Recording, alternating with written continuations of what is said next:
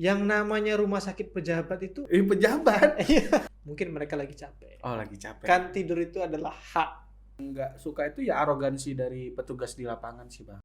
Ketika diberi amanah oleh masyarakat, tunaikan dengan baik. Jangan sekali-kali melukai hati dan perasaan masyarakat. Benar.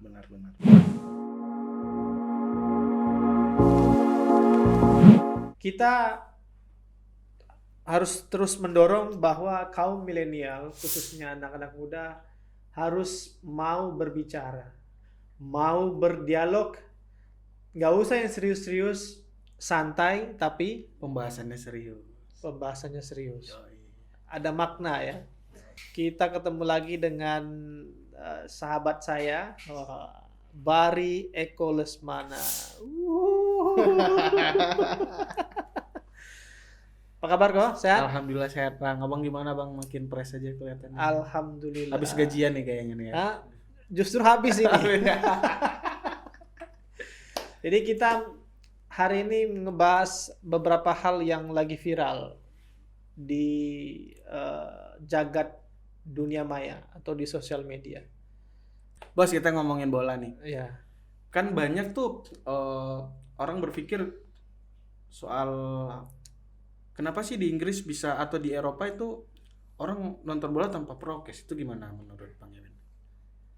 Ya, jadi beda negara, beda kebijakan. Sebenarnya itu langkah maju ya.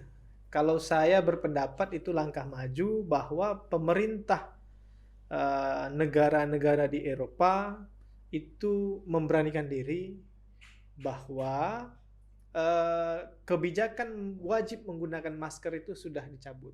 Ya benar. Kemarin sudah ada pidato resmi dari Perdana Menteri Inggris dan itu juga di beberapa negara Eropa untuk tidak lagi mewajibkan masyarakatnya atau rakyatnya tidak menggunakan masker. Tapi dengan catatan Apaan? tidak pakai masker itu karena sudah sebagian besar mungkin sudah divaksin. Oh ya, divaksin hampir udah mencapai herd immunity kali ya, Bang. Betul. Atau jangan-jangan kita kirim aja jaring ke sana, Bang. Hah? Jaring. Iya. Biar kayak buka Indonesia kan. Kayaknya orang-orang di Eropa itu satu mazhab dengan jaring mungkin. Tapi yang jelas jangan sampai di Indonesia seperti itu. Ya. Karena tingkat kematian kita semakin tinggi. Ngomongin soal vaksin nih atau coronavirus ya. Kan ini udah hampir 1 tahun nih. Abang udah WFH udah hampir berapa lama nih? Berapa rapat virtual? Kalau di DPD maupun di MPR kita kerjaan jalan terus. Oh, kerja jalan terus tapi nggak ngantor terus, ya? Kadang di luar dan sebagian besar kita virtual. Kalau menurut Abang perlu nggak sih kita kan lagi rame nih rumah sakit khusus pejabat. Wah. Gimana? Jadi pejabat itu mesti paham bicara tentang apa dan konteksnya bagaimana. Jangan sampai masyarakat menilainya berbeda. Yang namanya rumah sakit pejabat itu idenya menurut saya itu udah keliru. Benar. Udah keliru ya? Udah keliru. Ya emang lu siapa gitu loh. Pejabat.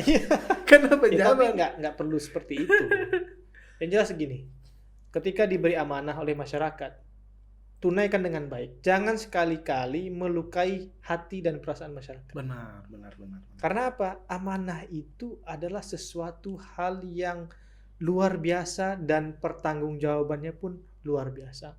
Kita udah dikasih kemudahan luar biasa. Jangan sampai memunculkan ide-ide yang luar biasa terkait dengan kenyamanan diri sendiri. Nah, ini bahaya nanti.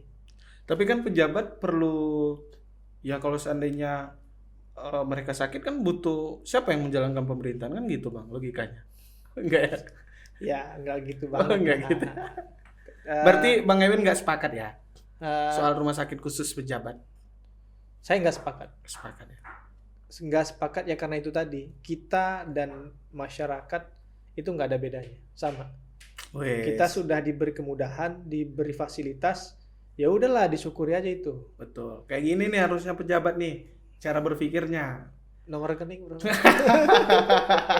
Ini bagian dari menjilat sebenarnya. Bang, Ah, ada juga nih kemarin setelah heboh rumah sakit pejabat, terus ada beberapa politisi mengusulin buat gedung kura-kura, gedung Senayan sekarang itu dijadiin rumah sakit darurat. Menurut abang gimana nih? oh jadi tempat Jadi- ini ya, tempat perawatan Ya, untuk kan itu korban gedungnya rakyat nih. Kan wajar dong kalau seandainya kita butuh fasilitas kesehatan di DPR. Menurut abang gimana?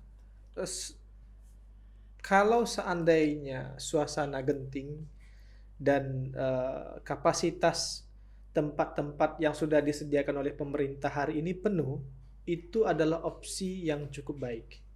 Karena apa? Gedung di MPR itu cukup luas.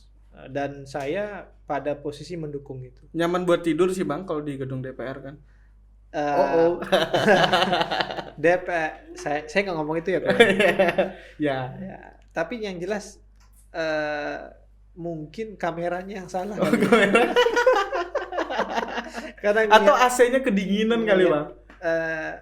Ya memang harus dicoba dulu. Oh, harus dicoba dulu ya. Saya kebetulan setelah dilantik sampai sekarang belum pernah tidur. Oh, belum tidur ya. Jangan-jangan untuk yang berapa periode gitu loh. Tapi memang tanpa membela ya, mungkin mereka lagi capek. Oh, lagi capek. Kan tidur itu adalah hak azazi kan. Betul, betul, betul. Nah, jangan-jangan seperti itu. Atau jangan-jangan mereka yang tidur itu ya sebetulnya mereka memikirkan solusi untuk negeri ini bang.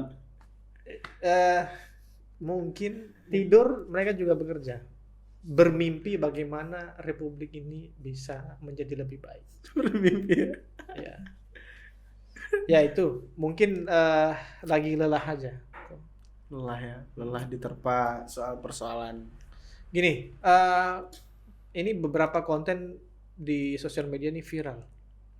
Saya lihat ada apa ambulans kematian yang menerobos pos-pos PSBB kemarin juga sempat viral Iya, itu. benar. Ada yang dipecat karena tidak pakai masker. Benar. Ada yang dari Dishub, yang petugas Dishub Ngopi santuy. ngopi, ya akhirnya Dipecat dan dibuatkan acara resmi. Ini kan netizen ini terpecah menjadi dua di dunia maya. Ada Di yang pro, Instagram itu menjadi trending topik. viral Eko ya. sebagai generasi muda nih melihatnya seperti apa? Ya PPKM itu kalau aku sih karena ini kan udah hampir 2 tahun ya bang.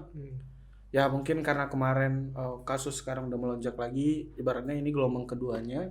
Ya sepakat sih dengan PPKM, cuman yang nggak suka itu ya arogansi dari petugas di lapangan sih bang. Oknum. Ya oknum, arogansinya itu yang harus kita kritik sih sebetulnya karena kebetulan karena nggak semua orang di Jakarta itu punya penghasilan yang tetap. Oke. Itu harus pertimbangan pemerintah. Jadi ketika kita pemberlakuan PPKM ya kita juga harus mikirin juga dong solusi ekonominya apa. Nah kebijakan itu sih yang perlu kita lakukan hari ini. Selain penyekatannya mudah-mudahan 2 minggu ke depan kita udah bisa beraktivitas normal. Kita maksudnya pemerintah ya. Ya, Pemerintah harus mengevaluasi. mengevaluasi itu semua memang. Setuju nggak sih dengan kebijakan pemerintah yang memecat pegawai Dishub? Tergantung kasus sih bang. Tergantung kasusnya. Kalau seandainya yang ngopi-ngopi itu ya itu menurut aku wajib dipecat. Karena mereka yang harusnya sebagai penjaga utama ya mereka yang melanggar gitu. Tapi kalau kita lihat dari sisi lainnya ya mereka juga mungkin dari pagi sampai malam mereka di situ dan butuh waktu istirahat. Kita kan nggak tahu behind story kenapa Dishubnya ngopi-ngopi santuy gitu. Tapi itu lagi bang yang jadi pelajaran kita. Kalau media sosial hari ini tuh powerful loh bang. Ya. Kan itu nggak ada yang orang lihat. Netizen cuman berbekal hengpong jadul, ya kan, ngerekam Lapor, ya. dan viral. Jadi abang mesti hati-hati bang. Iya, emang saya ini hati-hati. Hati-hati ya. Emang saya mau ngapain? Mana tahu tiba-tiba bang Ewen nanti viral kan. Ya, mudah-mudahan viralnya untuk hal-hal yang positif. Viral yang positif. Ya, Benar, amin, benar. amin. Setuju nggak dengan pendapat netizen yang menyatakan begini, kasihan tuh kok dipecat, kasihan dong keluarganya, anak istrinya dapat nafkah dari mana. Ya, Dari sisi kemanusiaan, kalau di sisi kemanusiaan sih kita tidak ideal ya Bang ya. Mungkin bisa dikasih saksi teguran atau apa gitu. Cuman ya karena ini kadung sudah viral, ya mau nggak mau pemimpinnya harus ngambil kebijakan. yang tegas. Iya benar. Ya. Ya, jadi apapun itu kita harus hargai ya keputusan dari pemerintah yang juga tegas terhadap penyelenggara ya. Iya benar. Dan mudah-mudahan pandemi ini cepat selesai ya. Saya baca beberapa jurnal, beberapa penjelasan dari para ahli. Ke depan kita tidak akan mungkin lepas dari yang namanya COVID-19. Yes. Kita akan pada posisi yang berdampingan. Artinya kalau herd immunity itu Tercapai. kita akan menganggap COVID-19 ini menjadi sesuatu hal yang biasa. Sama seperti influenza. Iya benar. Ada dulu flu babi, flu ayam ya, apa sih itu? Iya flu burung. Flu burung. Nah ini mungkin yang akan terjadi. Tapi saya cukup prihatin kok. Bahwa kasihan tuh teman-teman semua. Dan ini himbauan untuk pemerintah. Boleh kita menegakkan aturan, tapi jangan sampai kita hilang nilai-nilai kemanusiaan. Jangan sampai nilai kemanusiaan kita ini tergerus oleh aturan-aturan yang kadang-kadang itu masih bisa dikompromikan. Ini himbauan dari saya, mudah-mudahan semua kita diberi sehat oleh Allah Subhanahu wa taala. Jadi itu Pak Eko, thank you pandangannya. Kita nggak lanjut ngebahas soal teori opini-opini Yahudi. Ntar kalau kita bahas di sini, kita masuk di podcastnya MLI ya. Majelis Lucu Indonesia lagi. Nggak usah lah. Karena tapi ya kalau dipikir-pikir apa yang dijelaskan oleh kawan-kawan di MLI itu ada benarnya juga. Benarnya benar-benar menghibur gitu. Benar-benar menghibur ya. Aduh. Menurut seorang Barry Eko Lesmana, pemain terbaik sepanjang masa itu siapa? Messi atau Ronaldo? Ronaldo. Karena Ronaldo itu ya tumbuh dari anak jalanan, dari keluarga miskin. Ya Ronaldo ngajarin kita kalau untuk mencapai sesuatu ya kita harus dengan latihan terus-menerus, dengan usaha yang pantang putus gitu. Sehingga apa yang dia dapat hari ini adalah buah dari kerja kerasnya selama ini. Dan attitude dia di lapangan dan di luar lapangan itu bagus sekali. Hari ini Ronaldo yang Eko salut itu karena dia nggak punya tato Bang. Alasan cuma sederhana. Karena kalau seandainya dia punya tato, dia nggak bisa donor darah.